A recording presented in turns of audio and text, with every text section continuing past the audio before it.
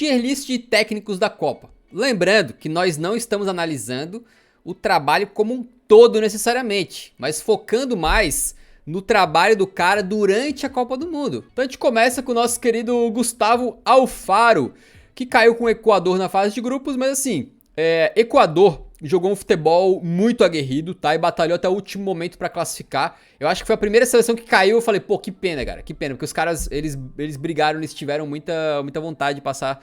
E acredito que ele fez um bom trabalho com o que ele tem em mãos, né? Alguns jogadores se destacaram muito pro Equador, tipo o Hincapié lá, o zagueiro, né? O lateral esquerdo lá, como é que é o nome dele mesmo? O maluco é bom, do Brighton lá.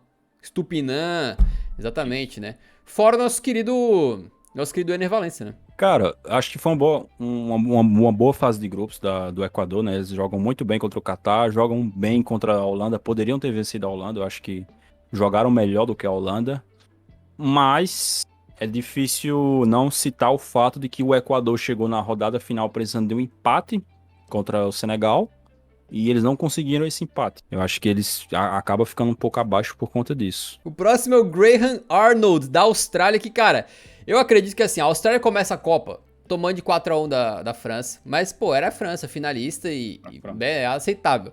Depois os caras vão lá e ganham 2 jogos por 1-0. Guerreiros, né, aquele Sutar lá, aquele zagueirão da Austrália lá.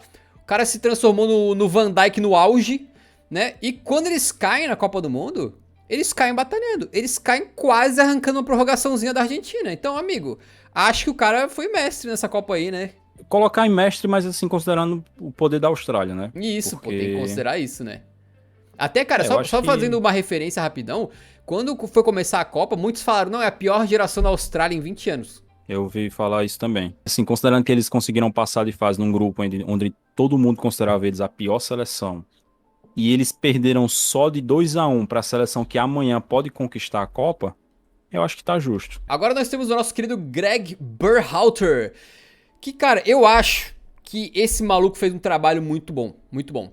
Os Estados Unidos é desprovido de talento, a gente já cansou de bater nos caras aqui falando, porra, quando teu principal talento é o Pulisic, tu vê que tu tá mal das pernas. Mas, cara, os Estados Unidos montou um time que o meio campo era muito organizado, muito fechadinho, conseguiu controlar partidas que a gente não imaginava que eles teriam a capacidade de conseguir controlar. Acabaram caindo com certa facilidade pra Holanda, né, depois, na Copa, mas, cara, eles estavam com o futebol tão ajeitadinho, fraco no ataque principalmente, mas tão ajeitadinho, que a gente até chegou a falar antes das oitavas, que, cara, se tiver alguma zebra nessa Copa, pode ser que seja os Estados Unidos tirando a Holanda, eu não duvidaria, a gente falou isso na época, né, mesmo a Holanda sendo favorita. Então acho que o trabalho dele também no mínimo bom, ou até de mestre, talvez bom, vai. Não, mestre não, mas eu acho que dá para classificar como bom, porque acho que os Estados Unidos foi bem competitivo, tá? Poderiam ter ameaçado mais a Holanda se não fosse o Pulisic perder um gol logo no comecinho da partida. Acho que ele conseguiu montar um time sólido com aquele meio campo ali com o Talheiradas e tudo mais. Mas eu acho que não chega até a categoria de mestre, não. Eu acho que na categoria bom tá de bom tamanho. Agora nós temos o camarada Xelav Michinivits, que, É cara, é isso um aí. cara que, assim, ele tem ódio pelo futebol, né? Ele deve odiar, ele deve, assim, ele foi enviado por alguém, talvez, sei lá, contratado pela Federação de Futebol Americano, de beisebol, pra tentar destruir o futebol por dentro, sabe? Eles começam a botar uns infiltrados no futebol pra fazer partidas horrorosas, que as pessoas percam o amor pelo futebol. Então, assim, no mínimo, 1 milhão de pessoas no mundo saíram dessa Copa do Mundo gostando menos de futebol do que elas gostavam antes, porque elas assistiram um jogo da Polônia, né? Isso tem que ser ressaltado. Então esse cara aqui, cara, não sei não. A Polônia é ruim, mas, cara, tem alguns jogadores especiais lá, né? Tem o Zielinski, que é bom jogador. Tem o Lewandowski, que, porra, dispensa comentários. Um dos melhores goleiros da Copa, que é o Szczesny. E mesmo assim fez alguns jogos tenebrosos, cara. Tenebrosos. Os 2 primeiros jogos da fase de grupos da Polônia, né? Acho que são péssimos. E depois eles faziam um Não, o jogo bom segundo contra a Arábia Saudita. E É quando o eles são segundo contra a Arábia Saudita. quando eles são eliminados, eles até dão um calorzinho de leves na França ali em algum momento e tal, mas, cara, em geral, um futebol muito pobre, né? É que assim, cara, o problema não é você jogar um futebol feio, tá ligado? Não é, não, mas ele tem bons jogadores e não joga pra frente. Eu acho que se ele montasse uma retranca boa, que nem a do Regragui, ok, tá ligado? O problema não é isso. O problema é que ele não faz nenhuma coisa nem outra. Ele nem faz a Polônia jogar um futebol ofensivo bom e ele nem faz a Polônia jogar um futebol defensivo bom. Ele fica naquela merdalhice ali de nem defender bem, nem atacar bem, desperdiça um baita de um atacante como o Lewandowski, que pode ter jogado a sua última Copa aí. Então, sinceramente, cara, pra mim tem que ser esculachado nosso querido Czesław Michniewicz e por mim já Como é caía, que fala o nome se dele? é que não já caiu. Czesław Michniewicz. Aí, cara, temos aqui o nosso querido Aliou Cissé, o técnico de Senegal, que considerando que eles perderam o principal craque para essa Copa do Mundo, que é o Sadio Mané, acho que eles fizeram uma campanha muito decente, muito correta, né? Classificaram para as oitavas e aí enfrentaram uma seleção muito mais forte que era a Inglaterra e não deram conta de batalhar muito, mas tiveram momentos interessantes, até contra a Holanda na fase de grupos, né, cara? Então eu acredito que foi um bom trabalho também. Eu acho que foi porque, assim, primeiro que ele consegue passar de fase de grupos num contexto em que ele chega na última rodada precisando vencer o Equador, né? Isso aí Ah, tem disso, é. eu já citei aqui. E ele consegue vencer, consegue fazer uma boa partida. E no jogo contra a Inglaterra, cara, esse é um jogo que se você pega o placar por 3-0 pela Inglaterra, você pensa que foi um passeio, mas não foi. Quem assistiu o jogo sabe que Senegal faz um bom primeiro tempo, poderia ter aberto o placar quando o jogo ainda estava 0-0. Eles estavam deixando a Inglaterra muito desconfortável, só que aí o talento começou a fazer diferença. E meio que um erro, eu não sei se esse erro foi dele, do Cissé, ou se foi dos jogadores, mas eles tomam 2 gols de contra-ataque da Inglaterra, né? Isso. Então é algo muito esquisito de se acontecer. Eu acho que por isso que não dá pra colocar ele numa categoria acima, mas eu acho que no geral foi uma boa Copa. Zlatko Dalic. Inimigo do futebol, inimigo do Brasil, inimigo da humanidade, meu inimigo, inimigo do Eurofute, inimigo de todos. Só que, queira ou não queira, de novo o Dalic fez uma boa Copa. Acho que ele tá na categoria. Eu acho que dá pra colocar ele na categoria gênio. Por enquanto, tá? Mais à frente a gente vai olhar outros técnicos e isso pode acabar mudando. Justifique-se. Mas eu acho que isso se justifica, sabe por quê, cara? Porque ele pega uma geração da Croácia que já não tá mais no seu melhor. O elenco da Croácia em 2018 era melhor do que o elenco agora de 2022. Tem um ataque muito, muito medíocre, muito fraco. Alguns jogadores ali que, puta que pariu, aquele Petkovic, então, é horroroso. Mas mesmo assim, acho que ele conseguiu montar um time muito sólido. E ele explorou as fraquezas do Brasil, né? Ele explorou muito bem as fraquezas do Brasil no meio-campo e nas alas. Por exemplo, ele coloca o Juranovic ali e ele anula completamente o trabalho dele.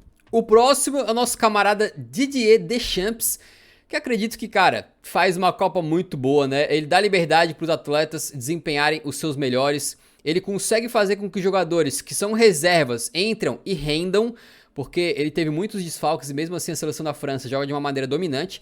Ele consegue transformar o Rabiot, um jogador medíocre, num bom atleta, né? E ainda para finalizar, ele consegue fazer uma seleção que tá confortável em jogar de diversas maneiras. Defende ok, sabe jogar no contra-ataque, sabe jogar com a posse de bola, tem repertório de jogo, né? Então, na minha opinião, nessa Copa do Mundo, não que ele seja um gênio, tá? Calma. Gênio pra mim é Cruyff e esses aí. Mas, nesta Copa do Mundo, ele tá entre os melhores treinadores, acredito eu, sem sombra de dúvidas. O que tu acha? É, sim, pra mim não tem nenhum gênio nessa Copa, né? Os melhores treinadores eles treinam os clubes. Pra mim isso é fato, é indiscutível. Mas o Deschamps, cara, eu com certeza coloco ele na categoria gênio, porque eu acho que ele é um cara que ele entende muito, muito bem a essência do futebol de seleções. Então ele monta uma seleção francesa para extrair o melhor dos seus jogadores num contexto que favoreça todos eles. Então, por exemplo, você vê o Mbappé jogando o seu melhor, o Giroud jogando o seu melhor, o Rabiot, o Tchouaméni, o Griezmann nem se fala. E esse ainda é um cara que teve que lidar com vários problemas. Então ele teve uma França durante o ciclo e quando foi chegando perto da Copa do Mundo, ele foi perdendo vários jogadores importantes. E mesmo assim ele conseguiu readaptar a seleção francesa, conseguiu montar quase que um novo time, né, com vários dos jogadores que não eram titulares virando titular. E tá na final da Copa do Mundo de novo, cara. E assim, aquele negócio, a galera às vezes pega a seleção da França em um momento em que ela toma pressão de algum um adversário, como a Inglaterra ou como o Marrocos, e fala, tá aí, essa seleção é horrorosa, tá tomando pressão, não sei o quê. Sendo que, pô, numa Copa do Mundo, o importante não é você dar show. O importante não é você atropelar os seus adversários. Numa Copa do Mundo, o importante é você avançar. E o Deschamps, ele entende muito bem isso. É aquilo que eu já falei aqui várias vezes, cara.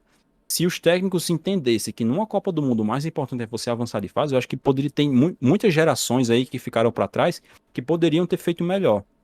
E o Deschamps ele entende isso. Então, não é à toa que esse cara tá indo para sua segunda final de Copa do Mundo seguida, sendo que é um cara que já jogou uma final de Eurocopa também com a França. Tem esse tweet aqui nosso que, cara, teve até um desempenho bem bom antes da Copa. É justo e compreensível temer o Uruguai na Copa. Por que a gente fez essa brincadeira? Porque tinha jogadores em muito boa fase. O Arrascaeta, um dos melhores jogadores da América do Sul. Nosso querido Federico Valverde, talvez jogando como top 5, top 10 do mundo aí. Né? O nosso querido Darwin Núñez metendo gol. E o nosso querido Bentancur, pra quem assiste o Tottenham, tá encantado com esse cara, que ele é absolutamente guerreiro e ainda mete os golzinhos dele lá na frente. Então a gente imaginou que o Uruguai poderia fazer alguma coisa nessa Copa.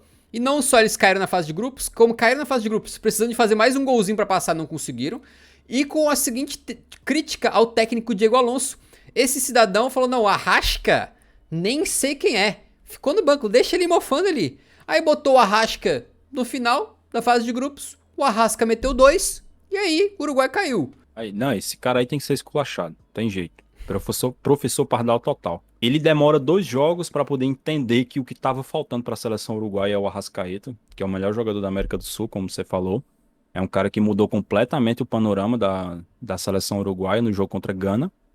E ele, nesse mesmo jogo onde ele acerta ao colocar o Arrascaeta de titular, eu não consigo nem chamar de acerto, porque é um negócio tão óbvio que a gente não pode dar mérito para um cara por ele colocar o Arrascaeta de titular. É o mínimo que ele tinha que fazer. Só que nesse mesmo jogo ele comete outra cagada. Porque assim, ele tá ganhando o jogo de 2-0 no primeiro tempo, volta pro segundo tempo, ao invés de ele manter o time dele jogando como estava antes, ele recua para proteger essa vantagem. Por ele ter recuado para proteger essa vantagem, que o Uruguai acabou ficando de fora, né? Porque teve que se desesperar faltando 10 minutos pro jogo acabar para tentar buscar um terceiro gol e se classificar. Se ele volta, mantém o que estava fazendo e vai logo em busca desse terceiro gol para ficar mais tranquilo, o Uruguai poderia ter avançado para o mata-mata.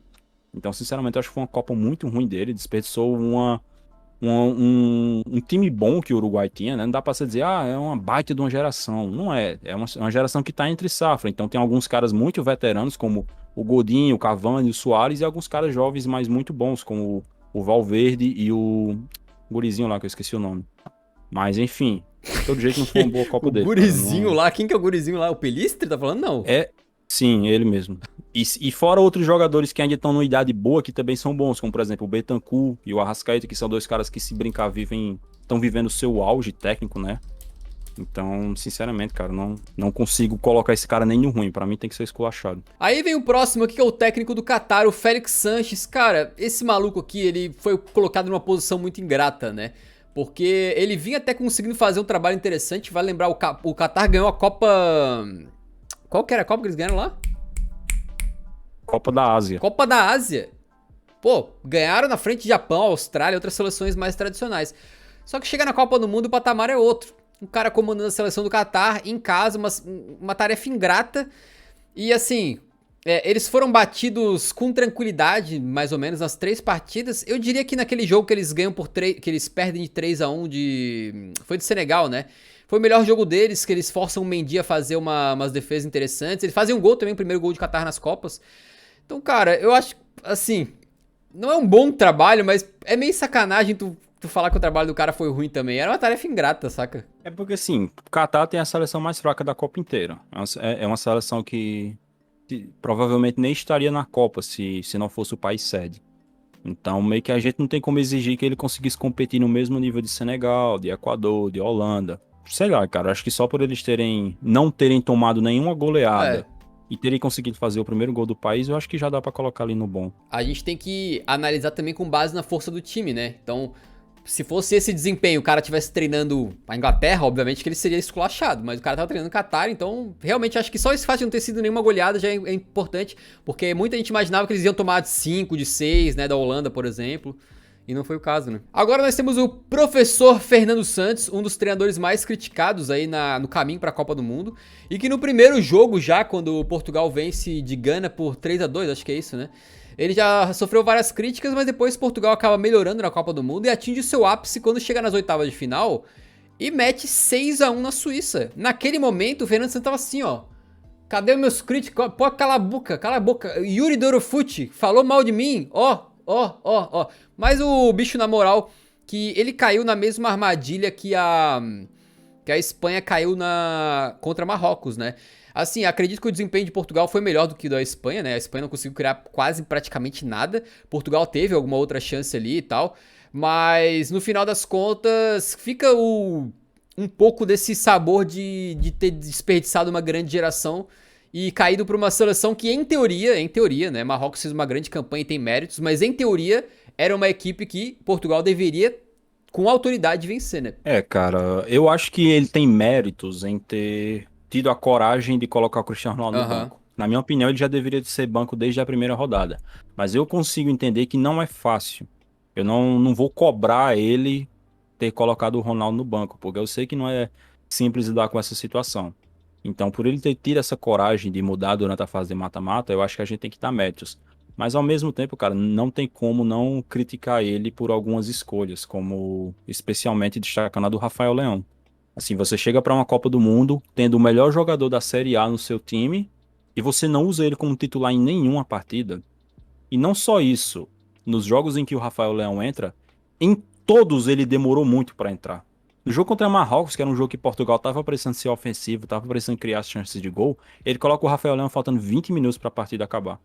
Então, eu acho que eu colocaria ele na categoria ruim. Não merece ser esculachado, porque eu acho que ele não fez merda nesse nível. Mas não tem como não colocar ele na categoria ruim por causa dessas escolhas. Hansi Flick na Alemanha é um técnico que, na minha modesta opinião, fez um grande trabalho. Ah, mas como é que o cara caiu na fase de grupos com a Alemanha? Tu tá maluco? Meu irmão, acabou a fase de grupos, pega os relatórios lá de todas as seleções. A Alemanha foi a seleção que mais criou ofensivamente, com uma margem grande pro segundo colocado, beleza? O que eles falharam nessa Copa do Mundo foi um pouco na defesa, né, nos contra-ataques que tomou, por exemplo, do Japão. E principalmente na questão da pontaria. Cara, pelo que a Alemanha fez nessa Copa, em termos de chances criadas, era pra ter passado em primeiro no grupo deles. Sacou qual é? Eles fizeram pra ganhar a partida de estreia, né? Que eles perdem do Japão. Eles fizeram pra ganhar um pouco mais do que a Espanha fez no jogo contra a Espanha. E no jogo, o terceiro jogo contra a Costa Rica, eles metem 4-2 e poderia ter sido 6, 7. Os caras criaram muito. Então me parece que o trabalho do Hansi Flick é muito bom. Deu errado. Acontece, tem que corrigir algumas coisas, mas ele vai continuar no comando da seleção alemã. E acho que é possível que daqui 2 anos, na Eurocopa de 2024, a Alemanha chegue muito forte. Eu tenho essa impressão. Porque me deu impressões muito boas do trabalho dele, apesar de ele ter caído na fase de grupos, o que parece contradição, mas não creio que seja, né? Então eu boto ele como um bom trabalho. Durante todas as lives em que a gente falou sobre a Alemanha, o pessoal que tá aí no chat que já tava acompanhando já devem saber qual é a minha opinião, né? Apesar dos pesares, apesar da Alemanha ter caído na fase de grupos, ter sido derrotada para o Japão, eu não achei que a Alemanha fez uma fase de grupos ruim. Sinceramente, eu acho que a fase de grupos da Alemanha foi até melhor do que a Espanha. Eu acho que a Espanha deu muita sorte de pegar o primeiro jogo contra a Costa Rica e enfrentar um Keylor Navas completamente sem ritmo de jogo. Era muito evidente que ele estava sem ritmo de jogo, não estava conseguindo fazer nenhuma boa defesa na partida. E acabaram tomando uma goleada de 7-0. E esse 7-0 foi o que ajudou a Espanha a superar a Alemanha no saldo de gols e, consequentemente, avançar em segundo lugar. Por conta disso, cara, eu acho que o jogo contra o Japão é um jogo bom da Alemanha, é um jogo que eles fazem 60, 65 minutos muito, muito bons, muito sólidos, e acabam ali na reta final, nos 15 minutos finais, dando 2 bobeiras e entregando 2 gols pro Japão. Mas eu acho que é um jogo, cara, que se eles conseguem fazer aquele segundo gol, no lance que o Gonda faz 4 defesas em sequência, eles seriam vencidos, e aí a história seria outra. No jogo contra a Espanha, que é o grande confronto direto do grupo, a Alemanha também joga melhor, teria virado o jogo e teria se classificado se o senhor Leroy Sané não tivesse feito a cagada de sair na cara do gol, driblar o goleiro pra linha de fundo e sair com bola e tudo. E no jogo contra a Costa Rica, cara, é aquele negócio, já tava fora das mãos da Alemanha, eles não dependiam mais apenas deles para se classificar, né? Quando você chega na última rodada, dependendo de terceiros, dependendo do resultado de uma outra equipe, você já tá na merda. Mas mesmo assim, acho que é um jogo muito bom em termos ofensivos deles. Deram mancadas defensivas, o Neuer falha no jogo, mas eles produzem muito, criam uma cacetada de chance de gol e o Keylor Navas acaba defendendo a maioria delas. E a Espanha fez o que fez de tá mole pro Japão para virar o lado da chave. Então, eu não consigo, por esses fatores, eu não consigo chegar aqui e dizer que o Hansi Flick faz um trabalho ruim. Eu acho que ele carece sim de um grande centroavante para colocar a bola no gol nessa seleção, mas eu acho que o trabalho tem que continuar e com certeza, se continuar, e vai continuar, né? A Alemanha vai chegar muito bem preparada para a próxima Eurocopa em 2024. E com o Musiala possivelmente jogando futebol. Cara, porque nessa Copa do Mundo já acredito que se alguém quiser falar que ele foi o melhor jogador da Alemanha, não seria nenhum absurdo. E ele tá com 19, né? Tá com 19, eu acho. Imagina daqui 2 aninhos. O próximo é o nosso querido John Herdman, que tem uma trajetória bem interessante, que ele vem do futebol feminino, né? E, cara, Canadá é uma seleção que, pô, foi eliminada, perdeu todos os jogos e tal, mas eu acredito que fez um bom trabalho. Em alguns momentos o cara fez grandes partidas, né? Contra a Bélgica, pegou aquela geração velha da Bélgica lá e jogou melhor, merecia mais vencer. A Bélgica ganhou porque... os caras decidiram num lance lá, mas... o Canadá jogou melhor na minha modesta opinião. Vale lembrar, os caras não têm uma abundância de talentos, né? Tem o Davis e o David. O Davis faz uma Copa fraca.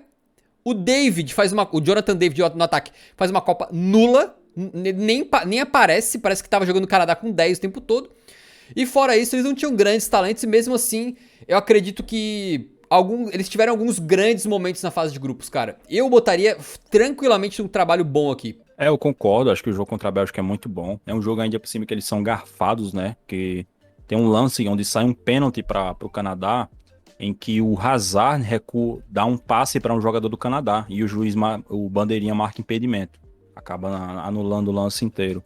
Uma cagada colossal da arbitragem. E aí, cara, contra a Croácia e contra Marrocos ficou muito evidente como falta qualidade, né, nessa seleção do Canadá.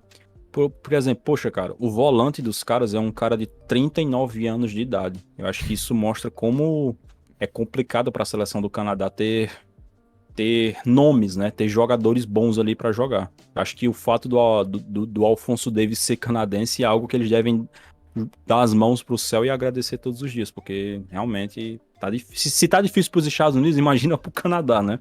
Aí temos depois o Casper Hillman, que, cara, é uma parada complicada falar desse cidadão, porque já falamos diversas vezes da situação da Dinamarca, mas basicamente tudo que a Dinamarca fez da Eurocopa de 2020 até essa Copa do Mundo foi muito bom. Foi muito bom, foi trabalho de elite. A ponto de muitos, inclusive eu, apostar que seria a grande surpresa da Copa. Eu tava pensando que a Dinamarca poderia ser a nova Croácia. A Croácia de 2018 seria a Dinamarca de 2022. Só que chega na Copa do Mundo, o time começa a jogar muito mal, a produção ofensiva é praticamente nula e o cara não consegue encontrar de alguma maneira uma forma de mitigar isso, de encontrar alguma solução no seu elenco, de encontrar alguma coisa que possa mudar, de trocar alguma peça, né? Ele tenta todas as combinações possíveis no ataque, velho. Ele troca o ataque 300 mil vezes, todos os 5 atacantes lá, ele vai trocando, vai fazendo dupla diferente, nenhuma combinação dá certo, né?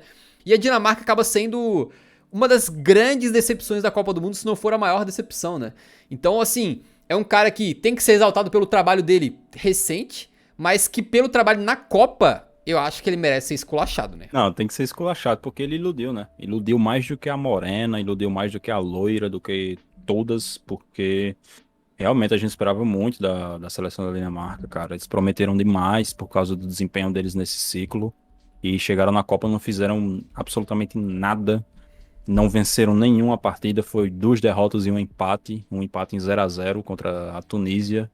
Então, não tem jeito, tem que ser esculachado, tem que levar um puxão de orelha. Agora temos o nosso querido Jalel Kadri, da Tunísia, que, cara, a Tunísia foi eliminada da Copa do Mundo com uma derrota por 1-0, um empate em 0-0 e uma vitória por 1-0. Cara, eu acho que eles fizeram um trabalho ok, dentro da possibilidade dele. Os caras conseguiram vencer da França. Era a França reserva, Camavinga de lateral esquerdo. Não quero saber, era a França, pô. Tem jogadores brilhantes lá, até no time reserva. E os caras venceram a França. E, pô, cara, eu acho que foi um bom trabalho também do maluco. Eu acredito que se ele tivesse passado pra fase de mata-mata de alguma maneira, poderia ter sido uma seleção que talvez teria dado trabalho pra alguma seleção grande aí, né? Então eu boto ele como um bom trabalho. Fizeram um gol, tomaram um gol. Eu acho que tá ali, cara. Você tem que levar em consideração sempre que essa seleção da Tunísia é uma seleção muito pouco talentosa. O destaque dos caras é o Khazri, pô. E pouco antes da Copa, eles levaram a goleada de 5-1 do Brasil. Pelo desempenho que foi na Copa do Mundo, eu acho que tá justo ali no bom. Eu vi um cara comentando assim, pô, caiu na fase de grupos, é considerado bom. Porque tem vários ali que caíram na fase de grupos. Mas a gente não tá avaliando só o quão longe foi a seleção. Senão era só colocar o ranking das seleções na Copa, se fosse assim, né?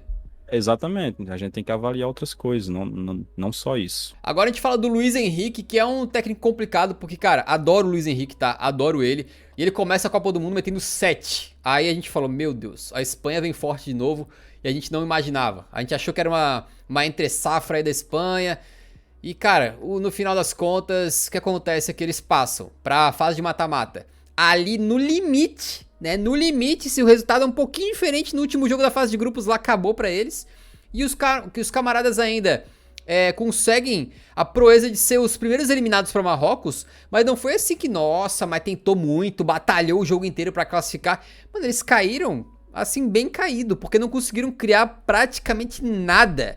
Ele se manteve no estilo de jogo dele e se recusou a abrir mão, né? Ficou naquele tic-tac, passa pra lá, passa pra cá. O Rodri batendo recorde de 3.000 passes por partida. E a Espanha não era capaz de jogar uma bola na área, tentar um chute de longe, algo assim. Então o Luiz Henrique, como foi dito aí, né, acabou morrendo abraçado com as suas convicções. E por isso me dói dizer, mas acho que o trabalho dele é ruim nessa Copa do Mundo. O técnico que disse que tinha o melhor futebol da Copa, né? Que não via diferença entre a seleção dele e as favoritas e tal. Só que a verdade é que é o seguinte: a Espanha jogou 4 jogos nessa Copa, tá? Eles passam por cima da Costa Rica, como eu já falei aqui, pegando o Navas completamente sem ritmo de jogo. Eles jogam pior do que a Alemanha. Deveriam ter perdido para a Alemanha se não fosse o Leroy Sané fazer merda no lance capital do jogo. Perdem para o Japão, daquele jeitinho, né? Que na minha opinião sempre vai ficar esquisito esse jogo, a forma como eles perderam. Sem fazer o mínimo esforço para empatar a partida. E contra Marrocos é aquele futebol de merda. De toca, toca, toca e não faz merda nenhuma, não faz nada diferente. Fica trocando 6 por meia dúzia. 120 minutos de nada, do mais absoluto nada. Então, pra mim, a Copa dele é ruim, com certeza ruim, e decepcionante pra caralho. Esperava muito mais dele. Técnico da Costa Rica, que é o Luis Soares. Cara, é uma Costa Rica que assim, né? A gente sabe que os caras fizeram um milagre em 2014, mas é difícil fazer outro milagre, né? Eles foram esculachados pela Espanha, depois foram esculachados pela Alemanha, apesar de ter conseguido fazer 2 gols, né? E o grande jogo que eles fazem é justamente contra o Japão, que tinha vencido a Espanha e a Alemanha. Então esse grupo não fez sentido nenhum, mas os caras vão lá e vencem com um gol fortuito, né? Um lance assim, único ali. E acabam caindo da Copa do Mundo com uma vitóriazinha, o que pra Costa Rica talvez já seja algo, mas acho que eu não sei, cara. Porra, os malucos tomaram quanto? Dá 7 com 4, dá 11 gols na Copa em 3 jogos, né? 11 gols. E 11 gols, sendo que contra a Alemanha era pra eles terem tomado muito mais, né? Se não é o fato deles terem um goleiraço na meta, a Alemanha teria feito muito mais gols do que 4. Então, acho que pra mim é uma Copa ruim. Não dá pra colocar no merecer esculachado, porque, pô, é a Costa Rica, né?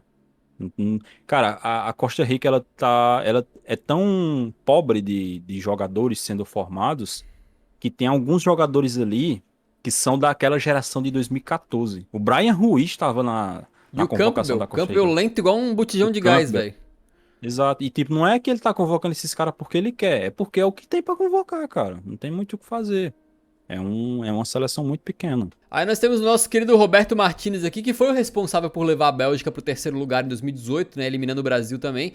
Só que nessa Copa aí, cara, me parece que ele não conseguiu carregar a seleção pra frente. Aquela Bélgica poderosa que a gente pensava sumiu, desvaneceu, né, esfarelou-se. E a verdade é que ele também não conseguiu, é outro cara mais ou menos como o da Dinamarca, que ele não conseguiu encontrar muitas alternativas, né, dentro do elenco dele, pra fazer a seleção conseguir sair do marasmo daqueles 2 jogos terríveis, tenebrosos que eles fizeram, né, que eles conseguem ganhar do Canadá jogando bem pior. Aí depois eles perdem do Marrocos, né, perdem do Marrocos. E contra a Croácia eles fazem o melhor jogo da vida deles naquela Copa do Mundo. Poderiam ter passado, o Lukaku perde 3 ou 4 chances claríssimas. E aí não dá pra botar a culpa do Roberto Martínez, a culpa do Lukaku, mas enfim, de qualquer forma caiu na fase de grupos com um elenco que pode estar envelhecido e tal, mas tem alguns grandes jogadores, né? Tem um Kevin De Bruyne lá e acho que é um trabalho bem ruim, se não for pra ser esculachado também. Eu acho que pra ser esculachado não, porque eu acho que ele sofreu do mesmo mal do Fernando Santos. Porque tava evidente que ele tava precisando bancar alguns caras ali como o Eden Hazard, que não estavam em condições mais de serem titulares. Mas assim, o Hazard é o capitão da Bélgica, é um dos maiores jogadores da história da Bélgica. De novo, eu repito, eu consigo entender que não seja fácil você bancar esses caras. Não é fácil você chegar em Portugal e bancar o Cristiano Ronaldo. Não é fácil você chegar na Bélgica e bancar o Eden Hazard. Fato. E no momento em que ele teve coragem de bancar o Hazard e colocar o Hazard no banco, a Bélgica fez a sua melhor partida na Copa, que foi contra a Croácia.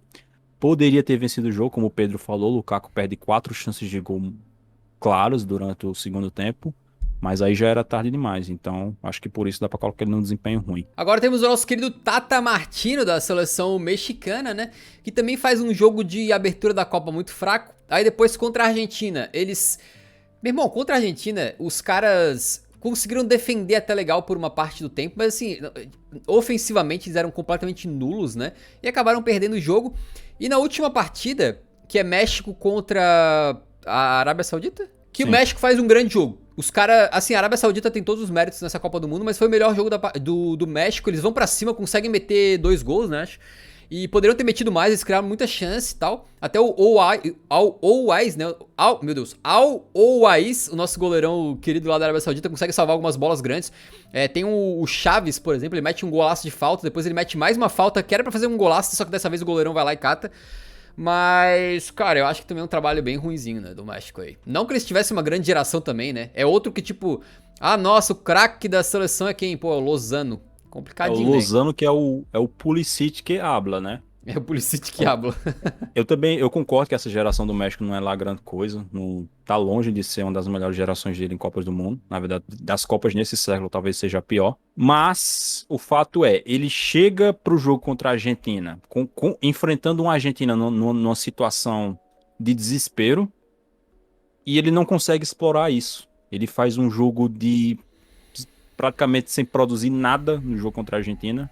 É derrotado graças ao Messi, é verdade, mas eu acho que eles poderiam ter feito muito mais, porque, como eu falei, estavam enfrentando uma Argentina desesperada e ele não soube explorar isso. O jogo contra a Polônia também é um jogo muito, muito pobre. É um jogo bem ruim, para falar a verdade, né? Um jogo no geral das duas seleções, mas é aquele negócio. Estava enfrentando a Polônia, uma seleção que é mal treinada, e mesmo assim ele não conseguiu ir bem contra essa seleção. Só que o México cria uma chance de gol naquele jogo contra que o Szczesny faz uma boa defesa. E no terceiro jogo é quando eles finalmente vão jogar bem, mas aí já é tarde demais, né? Então, eu acho que de 3 jogos, 2 é ruim e 1 é bom, pra mim tá no ruim, não tem jeito. O próximo é o nosso querido Hajime Moriyasu. Este camarada aqui merece todos os méritos, na minha modesta opinião. Ele monta um time que tá muito longe de ser brilhante, que perde da Costa Rica. Só que é um time que ganha da Espanha e da Alemanha, com estratégias muito, muito semelhantes, né? Ele tenta manter o time um pouquinho mais pra trás e os contra-ataques, a equipe dele é letal. Consegue 2 vitórias históricas para a seleção japonesa, né, cara? E consegue fazer com que eles tenham uma grande campanha aí, classificando para as oitavas de final. E vale lembrar, no jogo contra a Croácia, eles só caíram nos pênaltis, né? E talvez a culpa nem seja tanto do treinador, sei lá, os caras bateram pênalti mal pra cacete lá, recuaram 3 bolas quase pro Livakovic. Então o Japão poderia estar nas quartas, né? O Japão vence Espanha e Alemanha e empata com a seleção que acabou ficando em terceiro lugar na Copa do Mundo. Com algumas atuações bem interessantes de alguns jogadores aqui deles, né? Aquele Endo no meio campo, o goleirão Gonda, aquele Hitsu Doan e tal. Acredito que o maluco foi mestre, assim, com o que ele tinha em campo, né? Tu não pode olhar pra nenhum jogador da seleção japonesa e falar, pô, esse aqui é um craque. Todos são jogadores medianos ali, todos, no máximo. E o cara conseguiu extrair bastante deles, né? Eu acho que ele foi mestre aí porque, dentro dos limites da seleção, ele escolheu uma estratégia, deu certo muito e ainda poderia ter classificado para as quartas, de repente, se nas cobranças de pênalti os caras tivessem ido melhor. Eu nem colocaria ele na categoria mestre, eu colocaria na categoria Shisho, já que a gente tá falando do técnico do Japão, né? Shisho, o quê? É mestre em japonês?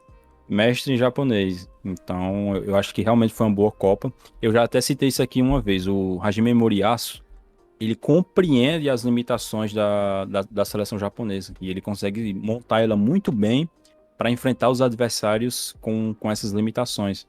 Então, por exemplo, quando ele tem que propor jogo, é onde é o problema, né? No jogo contra a Costa Rica, onde eles tinham a posse de bola, tinham um domínio, eles não conseguem ir bem.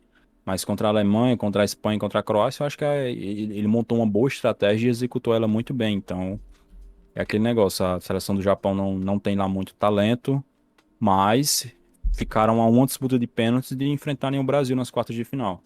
Infelizmente, né, cara? Porque eu acho que o Brasil tinha muito mais chance contra o Japão. Pra você ver que em 2 Copas seguidas o Japão ficou a isso aqui de enfrentar a seleção brasileira no mata-mata.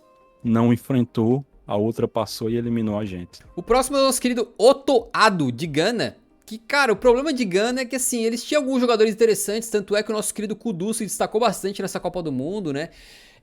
Só que, meu Deus, cara, os caras tomaram gol pra caramba, acho que foram 7 gols, né? 7 gols na fase de grupos aí. Eles começam a Copa com um desempenho interessante contra Portugal, tá? Vale lembrar, Gana sofreu daquele mal também. Fez 1-1 lá contra Portugal, que saiu igual maluco lá, tomou 2 gols no contra-ataque. Aí é complicado deixar espaço pra Portugal contra-atacar. Me recorda os resultados aí, cara. Contra o Uruguai eles perdem na última rodada e contra a Coreia foi quanto? Foi 3x3, é isso? 3x2. 3x2, 3x2 3x2. pra Gana. Pra Gana. Que eles Mas também é um jogo que eles tomam muito sufoco da Coreia do Sul nos 20 e 25 minutos finais. Eles ganham aquela partida e contra o Uruguai eles, porra, perdem aquele pênalti lá e depois desmoronam, né? O Uruguai acaba fazendo 2 gols ali em sequência e o maior mérito deles na Copa do Mundo acaba sendo ter segurado o último golzinho do Uruguai que classificaria os caras, né? Não sei, eu acho que é complicado também, não é uma seleção que tinha, assim, grandiosos jogadores, mas um trabalho meio ruinzinho, assim, né? É porque é aquele negócio, né? A única vitória que ele conseguiu foi uma vitória em que ele nem conseguiu jogar lá muito bem, né? Eu acho que, por exemplo, se você... Cara, a Gana deu muita sorte nessa fase de grupos. Sorte entre aspas, porque eles nem se classificaram. Mas por eles terem o Kudus. Porque sim, cara, o Kudus jogou pra caralho nessa fase de grupos. E se não fosse todo o talento dele, eu acho que nem essa vitória contra a Coreia do Sul eles teriam conseguido. Ele faz Então, 2, pra né? mim é um desempenho. Sim, então pra mim é um desempenho ruim dele. E detalhe, ele nem precisava vencer o Uruguai, tá? Quando começa o jogo, a Gana tinha a vantagem do empate. Ah, é Mesmo verdade. assim, eles não conseguem manter. O próximo é o Robert Page, técnico de Gales. Esse cargo caiu no colo dele aí, porque ele era assistente técnico do Ryan Giggs, que foi aí, né, acusado de certas condutas, acabou sendo afastado. O Page consegue carregar o país de Gales para a primeira Copa deles sempre esqueço, acho que é 64 anos, né? O que é um feito inacreditável e só por isso ele merece estar na história. Agora, o futebolzinho do país de Gales nessa Copa do Mundo, que coisa terrível, cara. Tenebroso, cara, horroroso, horroroso. Uma seleção que, se a Polônia fez 1 milhão de pessoas desgostarem do futebol ao redor do mundo, o país de Gales fez pelo menos umas 5 milhões de pessoas ao redor do mundo que realmente desistiram do futebol, perderam o amor pelo esporte ao assistir essa seleção jogar. E a outra seleção que o cara também não conseguiu encontrar alternativas, talvez porque não tinha muita no banco, né? Mas, pô, o Bale, cara, pô, eu adoro o Bale, velho, adoro ele. Mas tava jogando igual um morto-vivo em campo, cara. E foi titular o tempo todo, né? Pô, o craque dos malucos lá, o Ramsey, porra, complicado. Assim, cara, assim, é difícil que não tinha muito talento à disposição, né? A gente sabe.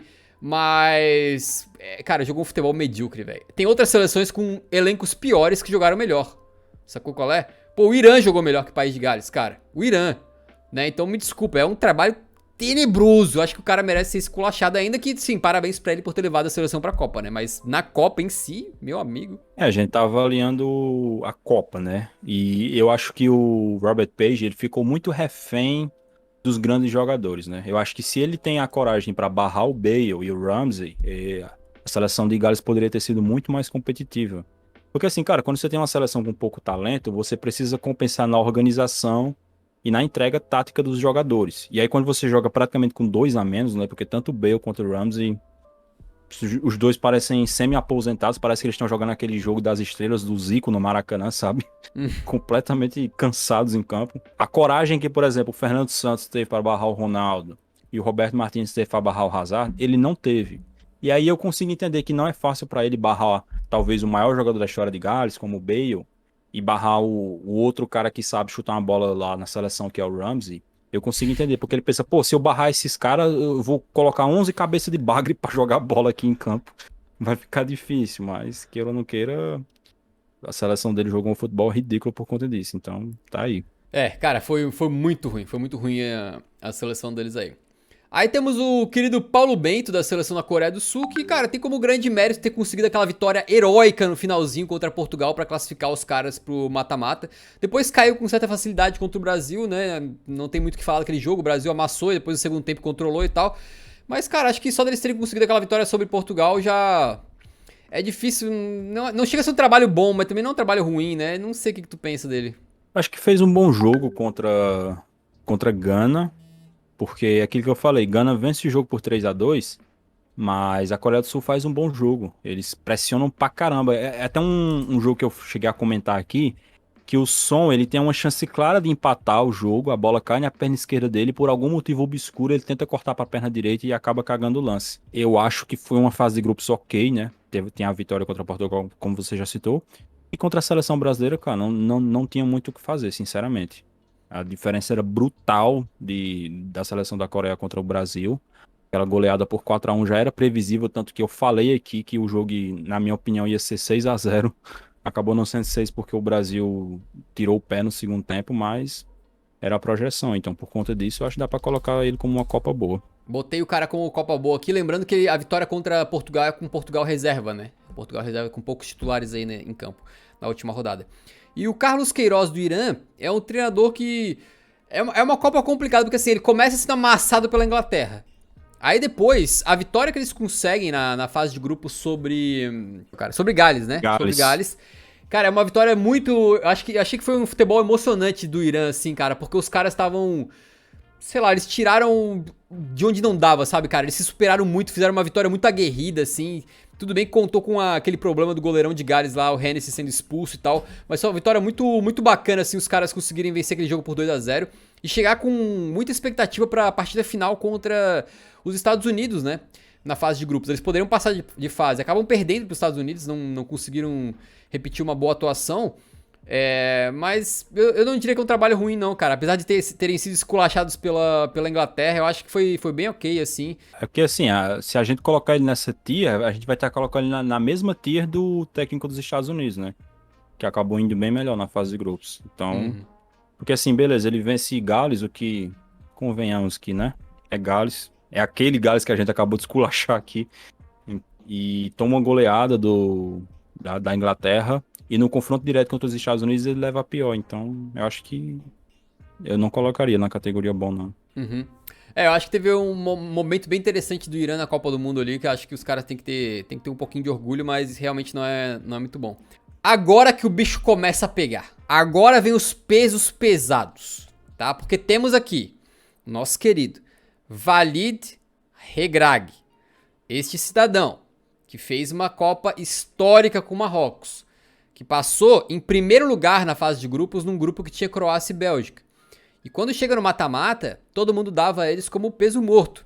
Os caras montam uma retranca daquelas, nível Simeone Prime. Conseguem eliminar a Espanha, anulando a Espanha completamente. Será que eles conseguem repetir isso contra Portugal? Eles conseguem, mais uma vez. E dessa vez ainda mais, no sacrifício, perdendo jogadores, entrando com zaga reserva e os caramba, e os caras segurando, né? Aquela vitóriazinha por 1-0. E classificam para uma semifinal. Melhor desempenho de uma seleção africana na história das Copas. E quando chega na semi, é pra enfrentar a poderosa França. E aí tu fala, porra, a França vai passar o carro, amigo. Passar o carro. E o que desmonta um pouco o Marrocos é que eles tomam um gol com 4 minutos de jogo. Mas eles mostram uma faceta que a gente não tinha visto na Copa do Mundo ainda. Que era uma seleção também competente com a bola no pé. Eles conseguem criar chances, eles conseguem ter a posse de bola em vários momentos da partida. E acho que fazem uma partida... Considerando a diferença de nível dos elencos das seleções, eles fazem uma partida muito boa contra a França também. São eliminados, né? E acho que, assim, é justo que a França tenha passado, obviamente, mas acredito que, deixando talvez de lado esse jogo da disputa de terceiro lugar, que eles não foram bem, o restante da Copa de Marrocos, eu acho que, cara, é pra bater palma de pé, eu acho que é brilhante. E pra mim, vai faltar espaço na categoria de cima lá, mas pra mim ele é gênio da Copa. Pra mim, o cabeça de abacate tem que estar lá. O que tu acha? A verdade é que foi realmente uma Copa de gênio, cara. É aquilo que eu falei, não é fácil montar uma retranca boa. Qualquer técnico consegue montar retranca, cara. Qualquer Zé Mané com uma prancheta consegue montar 2 linhas de 5 ali e colocar os caras pra defender. Mas você montar uma retranca competente, bem organizada, com todos os jogadores sabendo exatamente qual é o seu papel, o que devem fazer e o que não devem, não é para qualquer um. Então, e ainda por cima, quando essa seleção precisou jogar com a bola contra a França, eu acho que eles também foram bem. Não foram incisivos como precisavam ser, não conseguiram criar chances boas de gol, mas também tiveram boas tramas. Então, eu acho que por tudo isso, por ter feito a melhor campanha da história de uma seleção africana na Copa, com certeza ele merece estar na categoria mais alta. Outro que eu acho que teve uma análise semelhante é o Hervé Renard, né, o técnico da Arábia Saudita, que, cara, a Arábia Saudita é uma daquelas seleções que caiu na fase de grupos, mas caiu de cabeça erguida. Né, eles conseguem aquela vitória pra cima da Argentina na primeira rodada, e depois eles têm desempenhos bastante interessantes aí também, cara, nas outras duas partidas, que, porra, cara, jogaram pra caramba, e acima de tudo, não só jogaram bem, como eles jogaram com coragem. A Copa inteira, perdendo, ganhando, nunca abandonaram o estilo deles com marcação lá em cima, irmão. Lá em cima. Lá no meio campo, lá a defesa marcando muito em cima, marcando com pressão, né, mordendo na marcação. Então, é óbvio que em termos de jogadores, os caras tinham um elenco mais limitado que de outras seleções. Mas, na minha modesta opinião, é trabalho de mestre. O trabalho desse Hervé Renard aqui foi espetacular. Espetacular. Caiu na fase de grupos, mas foi um trabalho espetacular. Ele tirou muito dessa seleção da Arábia Saudita. Brigou muito. The Lord of Castamere, but now the rains ripple his O cara no heart chat já tá with bom. no one there to hear. Jaime Lannister, meu irmão, o cara, além de ser foda, um baita de um espadachim, estrategista, ainda por cima vira técnico e manda bem pra cacete na Copa do Mundo. A gente não viu o Jaime Lannister montar uma estratégia tão boa assim desde quando ele tomou o castelo de Corre Hill pros Lannisters lá na quinta temporada de Game of Thrones. Então, com certeza o cara merece estar na categoria de mestre. Quem aí reconheceu a musiquinha? É Game of Thrones, né? Qual que é, é famosa essa música aí, qual que é o nome? É a Chuvas de Castamere, Rains é of a Castamere. música dos Lannister. Isso. Próximo, nosso querido técnico Rigobert Song, que, cara, olha só, velho, o Song aqui, ele tem dois grandes momentos nessa Copa do Mundo. Um deles é vencer dos reservas do Brasil, 1-0, vitória histórica, né, com aquele gol do Aboubakar, que o Aboubakar mete o gol, tira a camisa e é expulso, né, sei lá, acho que é expulso, né, sai fora e acabou. E também outro lance, cara, na verdade assim, os melhores lances de Camarões nessa Copa foram com o Aboubakar, né? Mas enfim, outro lance nessa fase de grupos aí, foi naquela partida que eles estão perdendo, pra Sérvia, né? Que ele entra, o Aboubakar entra no segundo tempo e mete 2 gols. Então o Camarões teve esses dois momentos, acho que a vitória sobre o Brasil, time reserva, time não reserva. Cara, na hora que eles olharem pra trás, lá na frente, vão falar assim, ó, ganhamos do Brasil. Ninguém vai chegar e botar um asterisco assim, não, eles estavam com o time reserva. Não, Camarões ganhou do Brasil numa Copa do Mundo, é isso que eles vão lembrar. Bom trabalho, também acho que não ficaria pra tanto, né? Mas ruim também, chamar de ruim é meio pesado. Cara, eu coloco no bom, porque assim, você vai falar, mas era o Brasil reserva. Pô, Fabinho, Fred, Rodrigo, Gabriel Martinelli, Antony, Gabriel Jesus, você vai dizer que essa seleção é ruim? Que eles estavam enfrentando um time mais ou menos ali, pô. Apesar de ser o Brasil reserva, ainda assim, era uma seleção com vários jogadores muito bons e com certeza muito melhores do que os jogadores de Camarões. Então, e assim, o jogo contra a Sérvia também é um baita de um jogo em que ele consegue mudar a partida com substituição. Sinceramente, cara, apesar de não ter conseguido avançar de fase, eu acho que merece estar na categoria bom, sim. Ih, rapaz, tá chegando no Tite. Próximo treinador é o Lionel Scaloni, que, cara, por que eu acho que vai faltar espaço aqui em cima? Porque pra mim ele tá entre os gênios da Copa. O que eu mais gostei do Scaloni, além de ele ter conseguido fazer o time chegar na final, superando um começo que deu uma desestabilizada na equipe, né? Porque o começo da seleção argentina é perdendo o jogo pra Arábia Saudita, o segundo jogo contra o México é super tenso, eles jogam mal, o Messi precisa decidir com um gol bonito, né, de fora da área. Só que depois disso, ele consegue encaixar a seleção, ele consegue encontrar peças, ele não tem medo de mudar, ele bota o Julián Álvares, ele muda o meio campo, encontra a seleção argentina, e mais, cada adversário que ele vai enfrentar, ele olha para o adversário e define uma formação, uma tática de acordo com o adversário, né? Então o cara tem uma adaptabilidade muito grande, ele não é um cara preso a um modelo, a uma ideia e é isso e acabou. Não, eles têm que mudar, ele muda, se tiver que botar 3 zagueiros ele bota, se tiver que retrancar mais ele retranca, se tiver que ir pra frente ele vai pra frente e troca peças, não tá nem aí. A única coisa que ele nunca vai fazer é tirar o Messi. Fora isso, amigo, não tem ninguém ali que é 100% garantido. O cara é um maluco que ele muda de acordo com as necessidades. Ele analisa e faz alterações quando é necessário. E por isso, pra mim, ele possivelmente é o melhor técnico da Copa. Possivelmente. Não tô cravando, acho que vale o debate, né? Mas eu colocaria ele como gênio. Aí teria que abaixar um dos outros 3 ali pra baixo. Mas eu não sei o que tu acha. Eu concordo, ele tá na categoria gênio. Eu elogiei aqui várias vezes como ele tem essa flexibilidade, né? Que, na minha opinião, todo treinador tem que ter, cara. Eu acho que técnico nenhum pode conviver com a ideia de que, não, eu tenho um 11 titular e só joga essa porra desse 11. Não, não vai mudar nunca. Pra mim, todo técnico que faz isso tá errando. E o Scaloni, ele é um cara que entende muito bem isso, né? Então, ele usa um esquema contra a Austrália, um contra a Holanda e outro contra a Croácia, porque ele vai se adaptando aos adversários. Apesar de eu ter criticado em vários momentos a Copa do Nepal, ele conseguiu se recuperar ali pela reta final, né? Então, por exemplo, ele já faz um jogo muito bom contra a Croácia. Então, por todos esses fatores e por ele ter finalmente, depois de tanto tempo, conseguido acomodar o Messi, né? Porque tem essa questão, o Messi, antigamente, o Messi carregava a Argentina. Hoje em dia não, hoje em dia ele tem suporte. Então hoje em dia você não olha para a seleção da Argentina e fala, pô, o Messi tá se matando para carregar esse monte de bagre, o Messi tá sendo desperdiçado nessa seleção, não é mais assim. Então por conta disso, com certeza para mim ele tem que estar lá em cima. Agora temos o nosso querido Gareth Southgate, que o cara é pique Fernando Santos no sentido de ser criticado pelo trabalho dele não conseguir extrair o máximo dos jogadores, mas acredito que é uma Copa um pouco de redenção pro Southgate, porque a fase de grupos da Inglaterra é bastante sólida, né? Eles passam nas oitavas também de forma muito sólida, e quando enfrentam o grande adversário da vida deles, que é a França, pode-se argumentar, sem grandes questionamentos, de que eles chegaram a ter vários momentos em que jogaram melhor que a França, né? Poderiam até ter merecido a classificação pra cima da França. De qualquer maneira, o Southgate, eu acredito que ele sai dessa seleção, dessa Copa do Mundo com uma imagem ao contrário do que ele tava no pré-Copa. No pré-Copa ele tinha sido rebaixado na Nations League com a Inglaterra. Parabéns, Inglaterra vai jogar a Série B da Nations na próxima, né? Muito bom. Mas ele chega pra Copa sob muita desconfiança, faz a seleção jogar legal, faz alguns jogadores renderem muito bem. O próprio Harry Kane, que fez pouco gol na Copa do Mundo, mas sai com 3 assistências, uma boa Copa, o Saka, o Bellingham se transforma, acho que consolida ele como um grande jogador a nível mundial, nível de elite, né, nessa Copa do Mundo.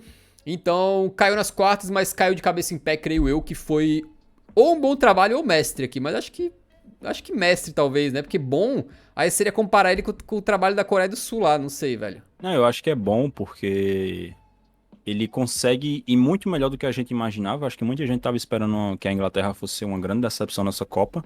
Mas ele até que conseguiu fazer uma campanha razoável, né? Eu acho até que jogou melhor contra a França, mas por uma série de fatores acabou não conseguindo o resultado. Então acho que bom tá justo por ele. Agora temos o Dragão Stojkovic aqui. O nosso querido Stojkovic, cara, ele é um treinador que levou essa Sérvia para a Copa do Mundo com as seguintes pechas, né? Diziam, a Sérvia tem uma boa defesa. E diziam, a Sérvia tem um bom ataque, porque tinha lá Vlahovic, Jovic, Mitrovic, qualquer it lá ia meter gol, era uma Sérvia poderosa e tal. E no final das contas tomaram um gol para um caramba e já caíram na fase de grupos aí. Acredito que é um desempenho um pouco decepcionante, né? Com certeza absoluta. Inclusive, era o meu palpite para se classificar junto com o Brasil era a Sérvia, porque realmente eles têm uma boa geração. São bons jogadores tanto no meio-campo quanto no ataque, né? Então, não dá nem para se dizer que, mas tem muito cara ruim aqui. Não é assim. Mas mesmo dessa forma, ele não conseguiu em momento algum colocar essa seleção para jogar o que se esperava, né? Quando você compara, por exemplo, em termos individuais com a Suíça, com certeza a seleção da Sérvia é mais talentosa, tem jogadores melhores. Mas a diferença no desempenho foi evidente. Nem no jogo mais, em teoria, o mais fácil, que era contra Camarões, eles conseguem abrir uma boa vantagem, mas não conseguem segurar essa vantagem. Tomam 2 gols de contra-ataque que não, simplesmente não tem a menor condição de você tomar. Você ganha de 3-1, tomar 2 gols de contra-ataque. É um erro claro de estratégia. Então, por esse motivo, o nosso querido Dragan Stojkovic, que tem nome de vilão de seriado de espionagem, tem que estar no ruim. Agora a gente chega nele. Nosso querido Tite, o famoso Adenor, que fez um trabalho pré-Copa muito bom, muito sólido, chegou na Copa, 2-0 pra cima da Sérvia, foi um pouco dolorido ali pra sair aquele gol, mas saiu. 1-0 pra cima da Suíça, foi ainda mais dolorido pra sair aquele gol do Casemiro, mas saiu. Aí as coisas começam a criticar pro lado dele, as críticas começam a aparecer quando ele bota o time reserva e perde pra Camarões. Né? Muitos falando, não se preocupa, era reservas, tá tudo bem. E outros tipo, é o quê? É Brasil! É Brasil, não pode perder em Copa do Mundo. Aí tem umas estatísticas lá de que acho que é a pior campanha do Brasil em fase de grupos desde não sei quantos mil anos atrás, né? Por causa dessa derrota pra Camarões. Só que a verdade é que chega nas oitavas de final, o Brasil mete 4-1 na Coreia do Sul e a galera, uepa, Brasil. Galera, olha, não estavam nem pensando na Croácia. as pessoas já estavam imaginando e projetando a semifinal contra a Argentina. Essa é a mais pura realidade. O brasileiro tava com uma vontade já de pensar no jogo contra o Messi, né? A Croácia era um pequeno empecilho, era uma pedra no meio do caminho. Era apenas um obstáculo para ser pulado. E o fato é que no jogo contra a Croácia, o Brasil tem sérios problemas. O Juranovic vira o Cafu muito porque o Brasil deixou que ele virasse o Cafu. O meio-campo croata, em muitos momentos, engole o meio-campo brasileiro. E depois, quando faz o Brasil o gol que poderia dar classificação e parecia que ia dar, tudo acontece, né? Quando a seleção se desorganiza, não consegue fechar a equipe, deixa muito exposto num lance específico, com o Fred indo dar bote lá na linha de fundo do adversário. O Brasil toma aquele gol que, com todo, assim, as críticas que o Tite tem que receber por essa derrota, é um gol cagado. Aquele Petkovic fez uma finalização podre. O bicho pega torto na bola, ia mandar ou na mão do Alisson ou na barriga do Marquinhos, só que ela inacreditavelmente bate no Marquinhos, desvia e entra no gol. E aí nos penais a gente sabe muito bem o que aconteceu. O Tite, eu acredito que com o passar da eliminação, foi ficando mais feia a eliminação. Não sei se tu tem essa visão também. Conforme a gente foi entendendo e discutindo mais, e conforme a gente viu a forma como a Argentina bateu a Croácia, acredito que ficou um pouco mais feio, assim, analisando 2 semanas depois do que na época que aconteceu, né? Tite, tem todo o meu respeito. Acho que ele fez um trabalho muito bom até a Copa, mas nessa Copa do Mundo, por causa dessa eliminação aí, é um pouquinho complicado, né? O que tu acha? Desde o começo da Copa, eu vim aqui e falava: o Tite é um técnico conservador. O Tite é inflexível. O Tite não quer mudar, ele não gosta de mudar, ele tem aversão à mudança. E foi exatamente isso que acabou fudendo o Brasil, né? Para usar logo o melhor termo possível, porque já começou errado, porque assim, a gente pode... Eu nem vou elogiar o mínimo, porque assim, se eu vim aqui com a cara lavada e dizer, não, mas passou na fase de grupos em primeiro lugar, goleou a Coreia do Sul, porra, isso é o básico. Cara, Copa do Mundo pro Brasil começa nas quartas de final, tá? Vamos deixar isso claro. A Copa do Mundo pro Brasil não é ganhar da Sérvia, não é ganhar da Suíça, não é golear a Coreia do Sul, do Paulo Bento. A Copa do Mundo pro Brasil começa nas quartas de final, quando começa a pegar as seleções realmente boas da Copa. E aí ele chega nessas quartas de final, já começa errado com a escalação, escalando o meio-campo com Casemiro, Lucas Paquetá e Neymar para enfrentar Brozovic, Kovacic, Modric e Pasalic. Já começou na merda aí. E aí durante o jogo ele faz mais merda ainda. Porque, por exemplo, quando ele faz as alterações, cara, eu não consigo entender um técnico que você vê que o seu time tá claramente perdendo o controle do jogo no meio-campo.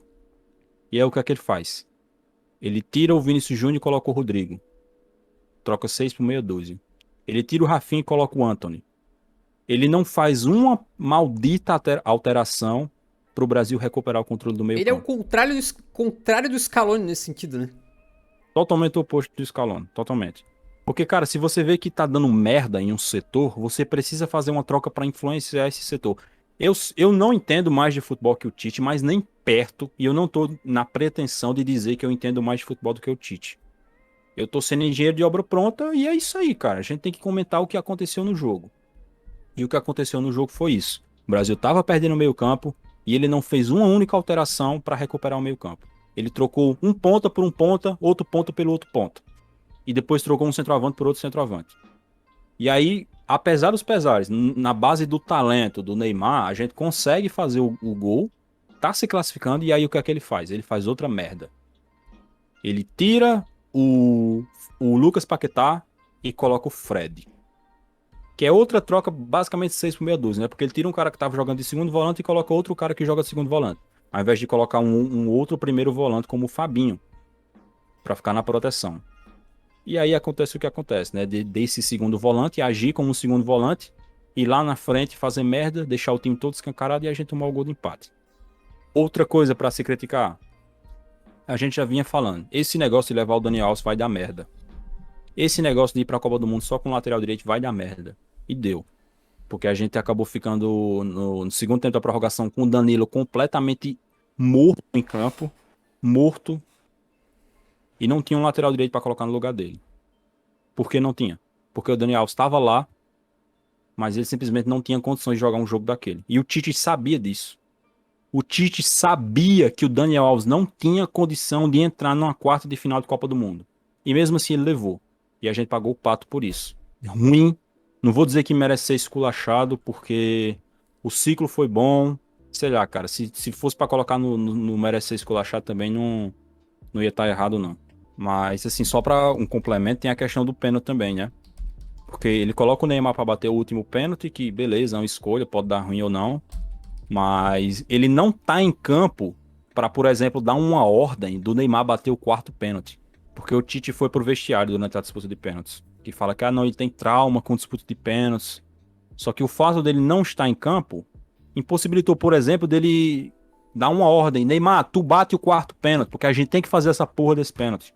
Nem para isso ele tava lá. Por último, nós temos o nosso técnico Louis van Gaal, né, que faz um trabalho na frente da Holanda, que na fase de grupos a gente criticava. Era uma Holanda burocrática, uma Holanda não fazia nada especial, mas passou em primeiro, sem derrotas, e no final das contas foi uma das melhores campanhas da fase de grupos.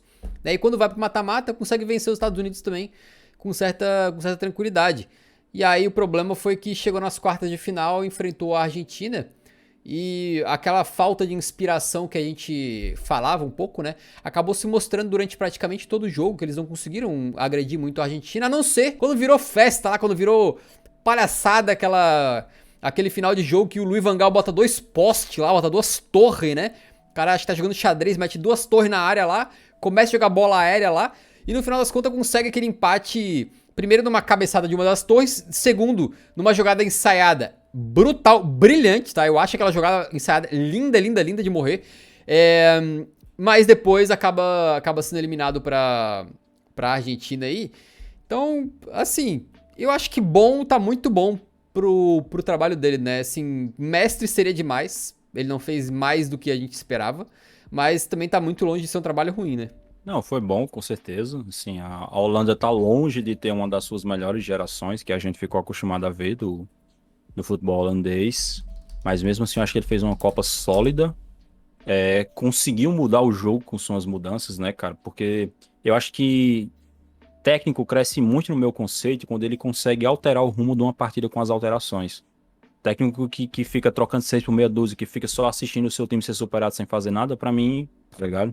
Vai diminuindo.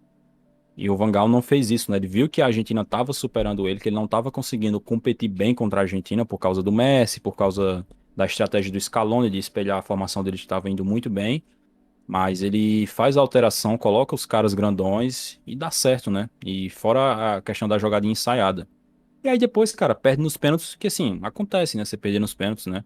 Não tem muito o que criticar aí. Então, acho que foi um bom trabalho, foi uma boa Copa da Holanda. E por último, cara, a gente tem o trabalho do nosso querido Murat Yakin. Ele é o treinador aí da Suíça, né? Que teve um desempenho bem interessante na fase de grupos, se for analisar friamente assim. Os caras vencem Camarões, num jogo que Camarões até teve algumas chances ali. Não foi um jogo assim que a Suíça amassou, vence por 1-0. Depois do jogo contra o Brasil, consegue segurar o Brasil por muito tempo, né? O Brasil vence numa finalização ali esporádica. E depois, cara, no jogo contra a Sérvia, eles vencem mais uma vez. Então terminam um grupo com 2 vitórias. Quase que eles, mais um pouquinho, eles roubavam o primeiro lugar do Brasil, né? Foi no saldo de gols decidido ali. E eles tomam bastante gol 2 gols da Sérvia, né? Mas eles conseguem uma vitória. Então, assim, ó, eu diria que o trabalho dele é bom na fase de grupos. Só que chega nas oitavas, o cara é esculachado por Portugal daquela maneira, né? Isso que é complicado. O time desmoronou ali, esfarelou total. Então, quando toma um 6-1 no mata-mata de uma Copa do Mundo, ainda mais considerando que, pô, Marrocos foi lá, por exemplo, com jogadores talvez, hoje a gente não vê isso, mas na época a gente imaginava que era pior do que a seleção da Suíça, e tirou Portugal, cara, tirou Portugal. A Suíça tomou de 6-1, então, não sei, né? Acho que é um trabalho... Assim, pelo desempenho na fase de grupos é o que você falou, seria um bom trabalho, mas quando você chega no mata-mata e você erra ao nível da sua seleção tomar de 6, cara... Pra mim não dá pra colocar como bom trabalho, não. Não, esculacho não, porque como eu disse, foi uma boa fase de grupos. Eles deram trabalho no jogo contra o Brasil, ganharam da Sérvia, que tinha uma seleção melhor em termos técnicos, mas fez merda no mata-mata, né? A estratégia dele se provou completamente errada, deixou Portugal deitar e rolar. O problema é que a gente meteu 4 treinadores, os 4 semifinalistas, na categoria de gênio da Copa. Só que só cabem 3 aqui. Então tem que rebaixar um. Aí, cabe a você decidir, né? Eu acho que tirar o Scaloni e o Regragui seria um crime. Eu tiraria o Dalit pelo seguinte motivo. Apesar do cara ter feito um trabalho histórico, apesar do cara ter levado um paísinho de 4 milhões de habitantes, né, a ser terceiro lugar numa Copa do Mundo, mais uma vez pegando pódio, apesar do cara ter extraído muito de uma seleção que, em termos de nomes, nem era tão boa assim, talvez ele cairia, porque entre as seleções que estão ali, são as seleções foi a seleção mais modorrentinha, assim, um futebol mais modorrentinho, um ataque muito pobre, né, e o de grande destaque dos caras foi um zagueiro, né, e o goleiro, um zagueiro jovem, um goleiro e o trio de meio campistas que fez uma Copa brutal. Mas assim, não tô querendo criticar muito o trabalho dele, acho que é um trabalho muito sólido, tá, acho que ele fez algo incrível, mas se tiver que tirar um dos 3, acredito que é o do técnico da Croácia, né. É porque assim, eu falei aqui que eu acho o futebol da Croácia bem modorrento, bem tedioso, mas que eu consigo entender por que que o Dalit joga assim, porque realmente eles têm um ataque muito fraco. Só que a gente tem que analisar o material que a gente tem.